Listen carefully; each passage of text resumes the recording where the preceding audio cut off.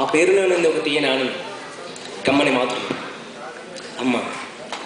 ఆ పేరే ఒక అండగా, నిండుగా, గుండెకి ధైర్యంగా, దేవుడి జ్ఞాపకంగా, కడుపుకి చల్లగలేదు.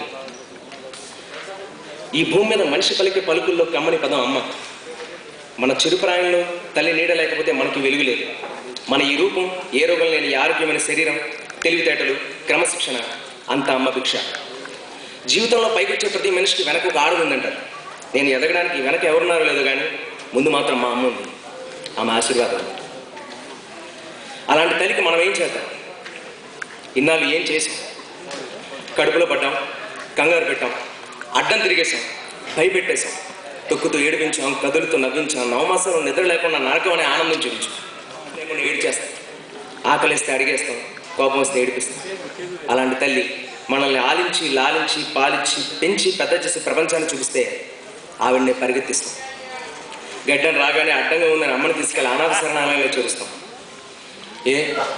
పుట్టినప్పుడు కావాలమ్మా, పెరిగినప్పుడు కావాలమ్మా, చదువుకి కావాలమ్మా, ఆకలికి కావాలమ్మా, ఆటలకి కావాలమ్మా, ధైర్యానికి కావాలమ్మా.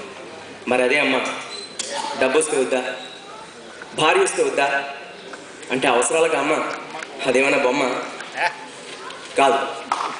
ఉదయాన్నే పుచ్చగించి నిద్రలేపి తలార స్నానం చేయించి కడుపు నింపి తలదూపి స్కూల్కి పంపి సాయంత్రం కాగానే కొడుకు కోసం గడప దగ్గర పడిగాపులుగా చిన్న తల్లి క్షణం నేను రావడం లేట్ అయితే తల్లడిలు ఏడుస్తూ కనపడగానే కొంగు జారలా చెంపదెబ్బలు కొట్టి గుండె జారలా ముద్దులు పెట్టి ప్రేమగా ఎత్తుకుని గుండెలకు హత్తుకుని పైన చందమామను చూపిస్తూ ఆ తల్లి పెట్టే గోరుముద్దులు వెన్నముద్దులు మనకొద్దా?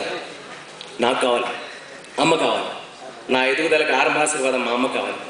నా చదువుకి దాని యొక్క సార్థకతకి ఆను అక్షరం మా అమ్మతో మొదలు కావాలి. ఇన్నాళ్ళు కంటి కనబడకుండా మనం అడిగితేనే కోరికలు తీర్చిన వ్యక్తినే దేవుడు అంటే మనకు జీవితం ఇచ్చి జీవితాంతం అన్ని ఇచ్చిన అమ్మనే ఏమిచ్చి రుణం తీర్చుకోవాలి? ఒకసారి ఆలోచించండి. Thank you.